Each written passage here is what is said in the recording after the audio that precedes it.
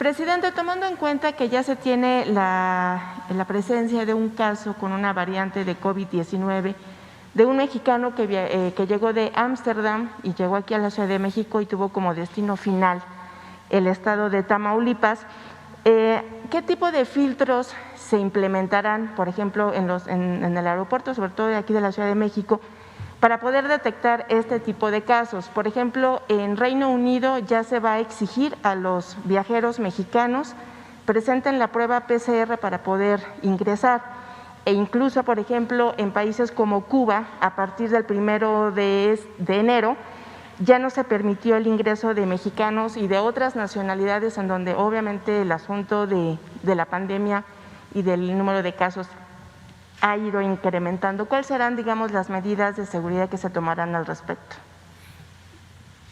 A ver si el doctor lo explica. Ayer hablamos sobre esto, pero de nuevo. Con gusto, presidente. Gracias por la pregunta. Esto lo hemos comentado en varias ocasiones, pero con mucho gusto lo volvemos a comentar.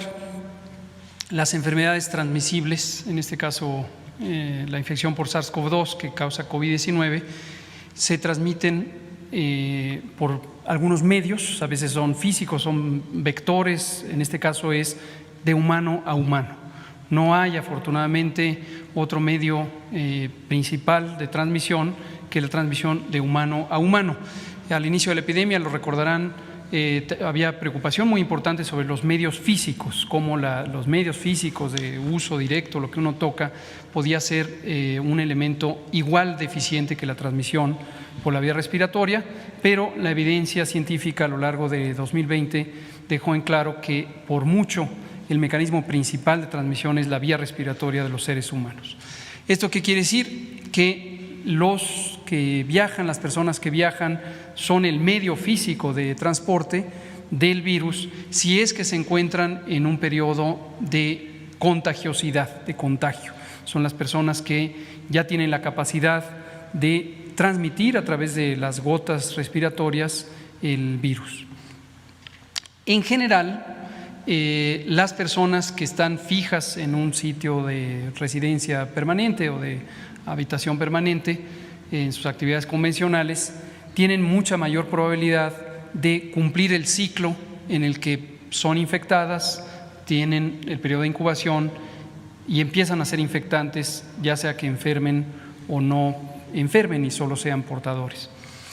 En comparación con las personas que viajan, por una razón muy clara, que es en general las personas que viajan son personas que se autoseleccionan, es menos propensa la persona que viaja a viajar con síntomas o en una condición de enfermedad que la persona fija. Desde luego debe quedar muy claro que eso no significa que un viajero no pueda transmitir el virus.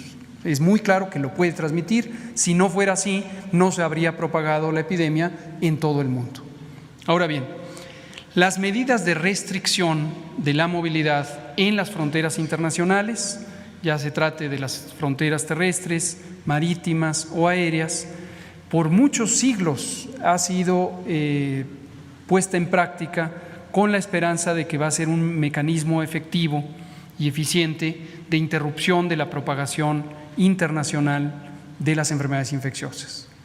La historia de las ciencias de la salud o de la epidemiología ha mostrado una y otra vez que no es un mecanismo efectivo o suficientemente eficiente para impedir el trasiego de las enfermedades infecciosas.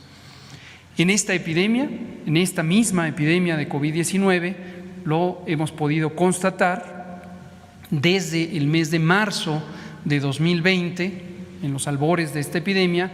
Varios países del mundo, varios, no pocos, muchos, empezaron a imponer restricciones de movilidad con la suspensión temporal de el transporte aéreo, por ejemplo, o con la restricción de movilidad, ya sea absoluta o selectiva, en las fronteras terrestres.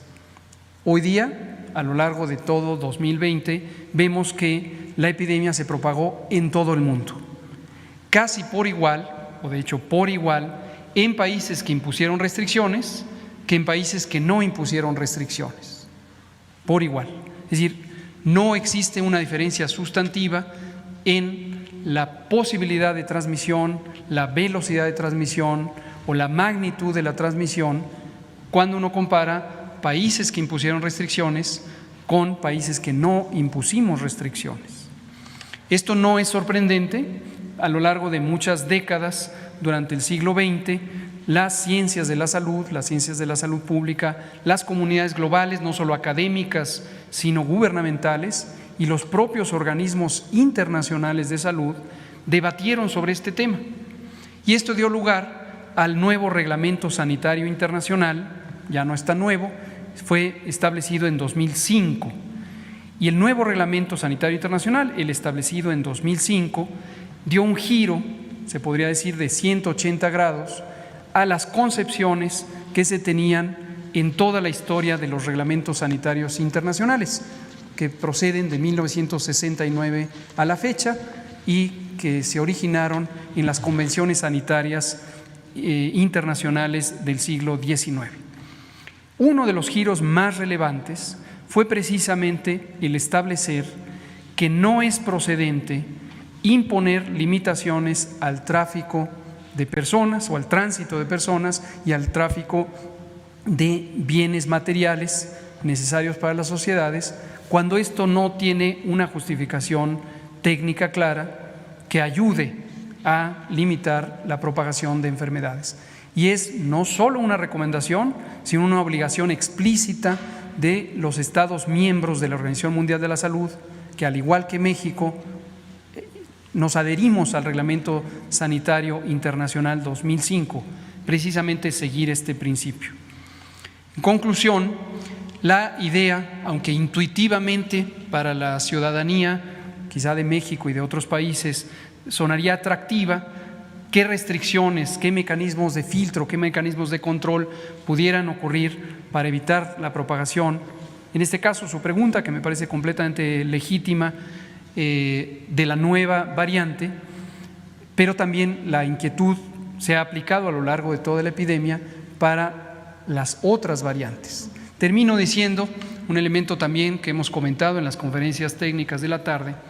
La nueva variante hoy se llama variante de preocupación porque tiene una posible mayor transmisibilidad, pero aún está en debate y mayormente se piensa que no, que las variantes o la variante que está constituida de más de 23 mutaciones genéticas no tiene implicaciones sobre una mayor capacidad de causar daño, lo que técnicamente llamamos virulencia, o una mayor capacidad de infectar, la infectividad o la posibilidad de que las vacunas pudieran ser inefectivas. No hay evidencia al respecto. Los Centros de Control de Enfermedades de Estados Unidos, los Centros de Control de Enfermedades de Europa ya se han pronunciado técnicamente al respecto. Entonces, por todas estas razones, aun cuando la expectativa pública de algunos segmentos de la sociedad pudiera ser sobre esta inquietud de qué restricciones o qué controles, la respuesta es no se necesita ningún control en particular. Y como ha ocurrido ya en 23 países, hoy incluido México, lo más probable es que esta cepa o esta variante, no es cepa sino es una variante, se propague por el mundo entero, Sin embargo, a pesar de su posible mayor transmisibilidad, no representa, y esta es una declaración explícita de la Organización Mundial de la Salud, un riesgo adicional al que representa la propia pandemia. Y es así que la Organización Mundial de la Salud ha desaconsejado, este es el término que utiliza la Organización Mundial de la Salud, desaconsejado el imponer restricciones al respecto. Sí, y si me permite otra segunda que tiene que ver con salud, ¿qué va a pasar, por ejemplo, con estas personas que a las que se les aplicó la vacuna pero que no les correspondía? Sabemos de algunos casos, se han denunciado aquí. ¿Qué va a pasar con la segunda dosis? ¿Se les va a aplicar o definitivamente se va a desechar y van a tener que esperar el periodo y el tiempo en donde ellos tenían que haberse aplicado la vacuna contra el COVID? Claro. Las personas que se saltaron la fila, las personas que se anticiparon indebidamente a ponerse la vacuna, desde luego cometieron un acto que es, consideramos moralmente reprobable en términos de un principio fundamental de justicia distributiva. El plan de vacunación que elaboró México fue cuidadosamente diseñado con base en evidencia científica, la participación de nuestro grupo técnico asesor de vacunación, compuesto por personas altamente calificadas en la materia y por una reflexión de varias semanas, y de ahí deriva. Por cierto, lo que comentaba hace rato es semejante al que utilizan otros países, por ejemplo Argentina, Reino Unido y varios otros países. Entonces, es inapropiado que se hayan saltado la fila en la medida en que su priorización no correspondía a la que ellos asumieron que tenían. Sin embargo, la mecánica de la salud pública no debe interferirse por percepciones de castigo. Quizá hemos visto estos comentarios en la prensa escrita y las redes sociales, la idea de que no deberían ponerles la segunda dosis por haberse saltado la fila. Esto carece de sentido en salud pública porque estaríamos desperdiciando una dosis ya aplicada al tener a sujetos que no tienen la protección completa, y desde luego además sería una arbitrariedad inapropiada para la protección de estas personas. Esto implicaría de facto estar queriendo ejercer un acto de justicia con una medida de salud pública, lo cual es no solo técnicamente improcedente, sino jurídicamente inadecuado. Nosotros no vamos a reservar nada. Es transparencia total, absoluta. No tenemos nada que ocultar. Repito, no tenemos nada que ocultar. El caso de las vacunas es lo más transparente que hay, porque se tienen contratos.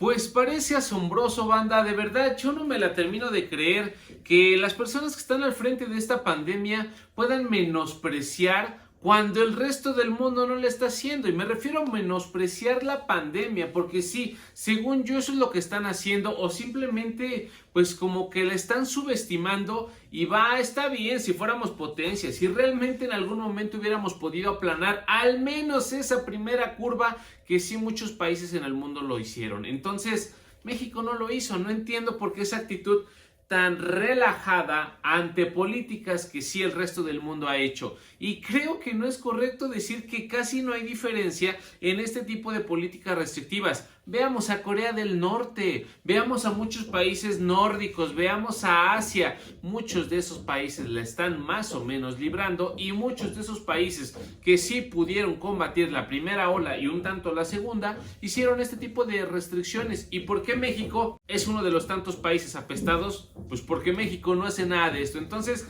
que López-Gatell diga esto creo que es peligroso, porque vuelve a mandar un mensaje relajado a una sociedad que ha sido muy pero muy relajada con la pandemia. Y ahora, la siguiente parte, que la neta me llama un chorro la atención: ¿cómo aceptar que personas que se saltaron la fila por el criterio de vacunación simplemente no van a recibir ninguna sanción? Ok, no desperdiciemos dosis, mala onda. Algunos podrán decir que se desperdicie, no se le va a premiar a la gente, pero entiendo la parte médica, clínica que comenta el doctor Gatell. Qué chido que no se desperdicie, aprovechemos ya esa dosis y demos la segunda. Pero decir que es criticable solo en lo moral, o sea, es algo inmoral, ¿ya?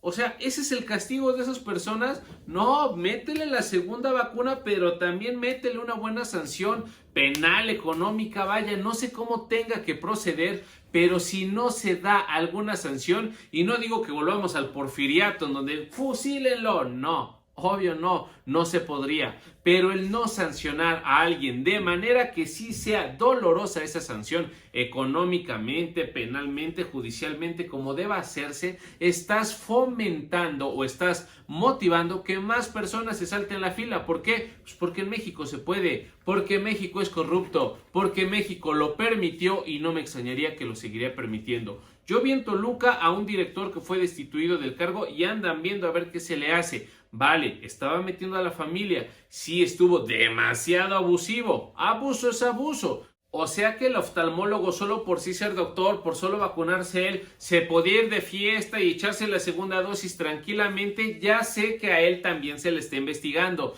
pero ¿cuántas personas nos han saltado? ¿Y cuántas personas, sabiendo que no pasa nada, simplemente lo maltratamos con nuestro látigo del desprecio y sufre? Miren, pues véanme feo, pero échenme la vacuna a mí y a los míos y véannos feos.